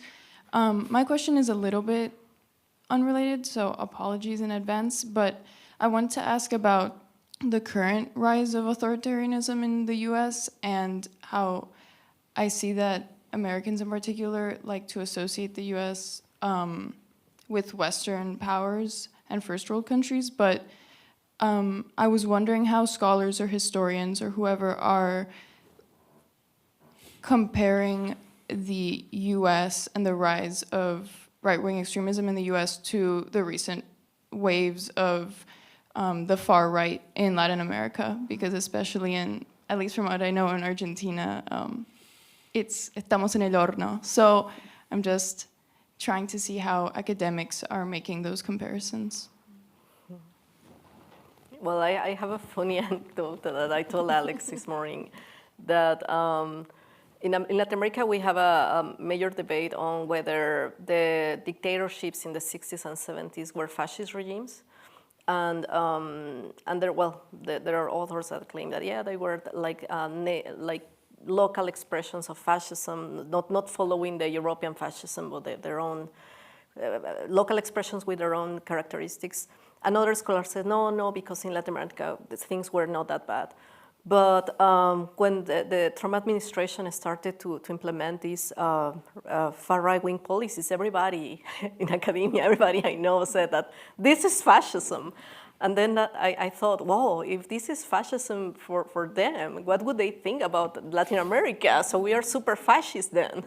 Because these national security regimes during the Cold War, well, they did all the things that we see now, like persecuting political opponents. There was they ruled with a de facto state of exception. There was no due process, no rule of law. There was, of course, they ruled with authoritarian policies and so on and so forth. So I think that this national security framework, this counterinsurgency framework having there, well, it was created during the Cold War, and it has been amplified and has become more sophisticated and perfectionate. But I think that we are witnessing today is a result of all these decades of national security politics and how they have increased and hardening over and over. Every administration implements more awful policies than their predecessors. And in Latin America, we already saw that movie, and the movie ends with dictatorship. And that's, I am afraid that that's the direction that this country is heading to, a dictatorship. I would just say two things. One is, two, I guess, historical origins for this from the US case. One is that since World War II, with the rise of the national security state and things like political economy and foreign policy in the US have become insulated from democratic pressures. I mean, I think since World War II, the US has officially declared war only once, maybe?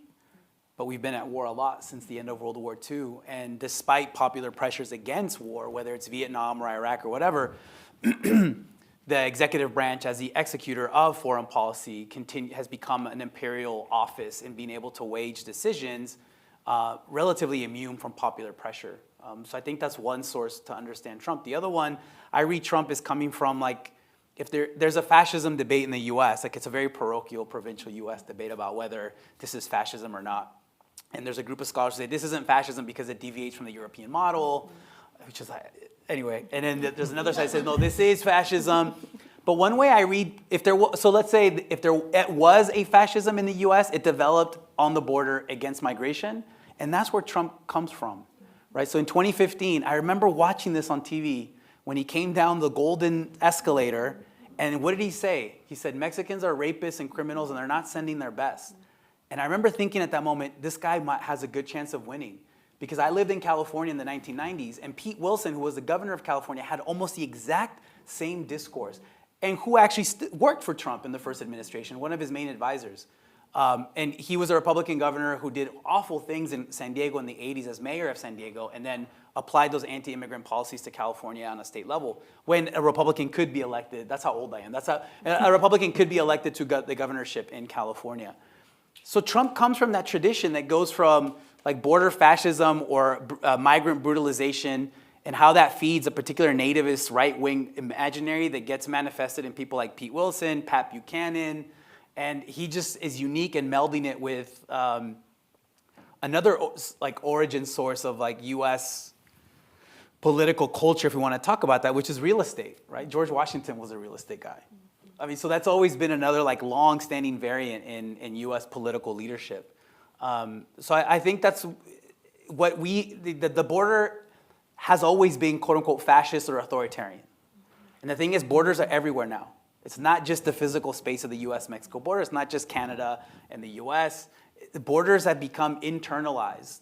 At the same time that they've been externalized to places like the Mexico-Guatemala border, they've been internalized as well in places like airports, in places where you're within 100 miles of maritime international waters, or in other places, where ICE can operate. But I do see fascistic tendencies, and I see one of its main origin points being the border and border politics and anti-migrant sentiment in the U.S. that has exploded since the 1980s and 1990s. Yeah, I would add that regardless of whether this is a fascist regime or not, this is a state terrorism for sure. Look at how afraid so many people are targeted because of their race, their sexual orientation, and other conditions. No, this administration is creating a society of fear that is like the very first step in creating an authoritarian society. Everybody is afraid of losing something or someone. Yeah, to just give one anecdote to further evidence this, during the protests in the summer of 2020, there were reports in Portland that plainclothes police officers in unmarked vans were just picking protesters off the streets, throwing them into these vans, and taking them to unofficial prisons or holding sites. And it turned out to be that they were members of the Border Patrol special unit called BORTEC.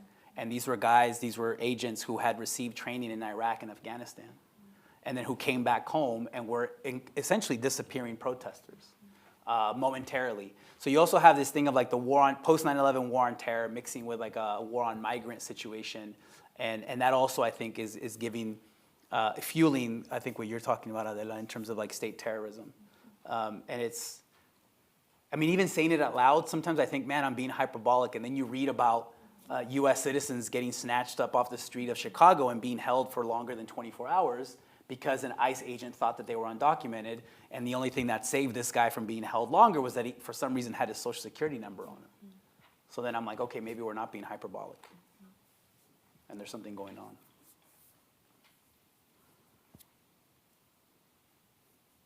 I'll just add that, I think a film that I always keep coming back to in my mind is the two-part documentary, The Battle for Chile, which focuses less on the sort of state apparatus and more on how you build, through disinformation and fear, how you build a consensus for authoritarianism and make democracy conditional. And Yeah, totally. I feel like it's a film everybody should watch. Yeah. Because it's just a man in the street kind of documentary where the director follows over, and at the time he didn't even know where it would end, but follows the descent of Chile into authoritarianism. And history becomes an area, one of the first areas that they attack. So in Argentina, they just had the commemoration of the military dictatorship takeover of March 1976.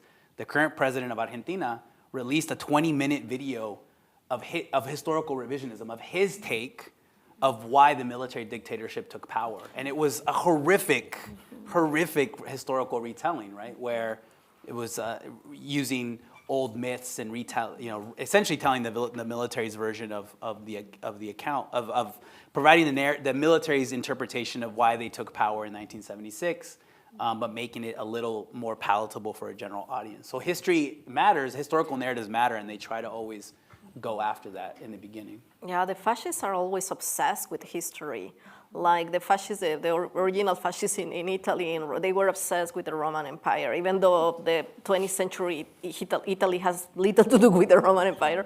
And the Nazis were obsessed with this purity of the Aryan race. So yeah, and here, well, the American fascists, they are obsessed with these ideas of white native America. So yeah, all of them want to change history for their political agenda, yeah. I think that actually brings us right to the end of our programming. I want to thank all of you for being here for 2 hours. It's a lot late for Dartmouth events, and we really appreciate your questions. And we'll stick around for a few minutes here if anyone wants to come up and meet our panelists. And thank you very much. And Thank you. Thank you. Thank you. Thank you. Thank you. Thank you. Thank you, Mary. so we Pleasure. should turn off our micro.